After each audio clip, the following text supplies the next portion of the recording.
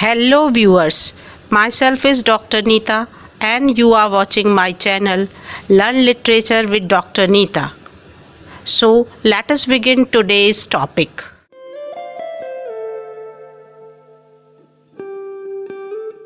Hello dear students, today we would learn about cacophony. Like euphony, it is also a tool which is used in literature to create harsh sounds.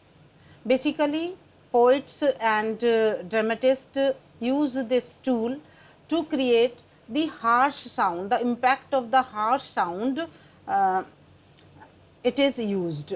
So, let us begin with its origin and definition. The word cacophony comes from the Greek kakophonia, which is made up of two words, kakos meaning bad or evil and phone meaning voice or sound. Together they literally mean bad sound or harsh sound. So, whenever there is need of creating harsh sound, cacophony is used. Now, the question arises, why there is use of creating harsh sound? Obviously, it is needed. Has the writer opposed to amplify the intensity of uncomfortable or harsh scenario. Whenever the dramatist or the poet is trying to create any uncomfortable or harsh scenario, he is in need of cacophony. And when he wants to reflect specific emotional states, when the person is worried or in angry, he needs cacophony.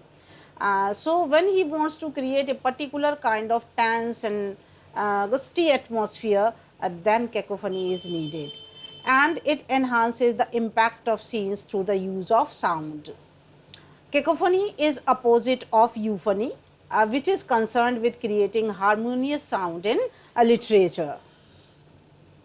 So, before understanding what kinds of or the types of cacophony are there, it is essential to understand some basic concept of sound. Only then you would be able to understand what are the harsh sound or what are the soft sound.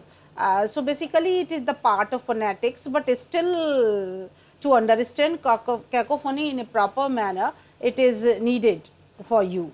So, poet uses a combination of words or phrases that sound harsh, jarring, sharp and generally unpleasant. But how? How he produces such unpleasant things? So, he uses harsh sounds. So, harsh sounds can be produced with the help of the consonants like P, B, T, D, K, G, J, H, Y, Q and X. Y is such a consonant which may be used softly according to the pronunciation, or it may be harsh.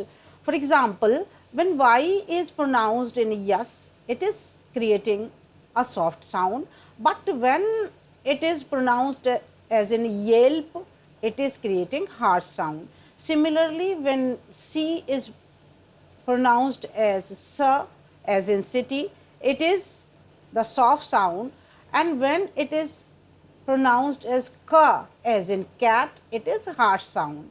Similarly, f is there, in leaf it is soft, but in fox it is harsh. Similarly, when th is pronounced as the, as in this, it is soft, and when it is pronounced as th, as in think, it is harsh sound. When the author or the poet or the dramatist uses the words which are heavily having these consonants, which are having the clusters of these consonants, then the harsh sounds can be produced and there is cacophony. Now, the types of cacophony. First one is the consonantal cacophony, when there are few consonants like B, D, G, K, P, S is not there. It is by mistake, it is S is not there, but sometimes when it is used with the some specific things, it may be, but it is not there. And then the consonant blends like ch, sha, ch, those have an explosive or popping sound. Ch, sh, these are the popping sounds when spoken. They create consonantal cacophony. Now vowel cacophony. As I told you that vowels are used for creating soft sound, but still these vowels may also create discomfortable sounds or hard sounds when they are put in this manner. For example, I, itchy, then this is also creating a kind of irritation. You, ouch, this is that all of you know that it is quite unpleasant to get ouch, though it is it is vowel, but it is put in such a manner that it is creating cacophonic impact. So this is vowel cacophony. Same is with the S, repetitive cacophony. When certain words are repeated, they create such unpleasing sound, and when they are excessively used, they also create cacophonic impact, like bubble bubble, titter titter titter, ping pong ping. Such repetitive, this is repetitive cacophony. Another one is onomatopoeic cacophony. In it, the onomatopoeic words are used and they create a kind of discomfort and unpleasant kind of experience. For example, the words like screech, squawk, shriek, bang, crash, these are onomatopoeic words. Hiss, spit, splutter, they also create cacophonic impact. Now we would try to understand cacophony with the help of certain examples.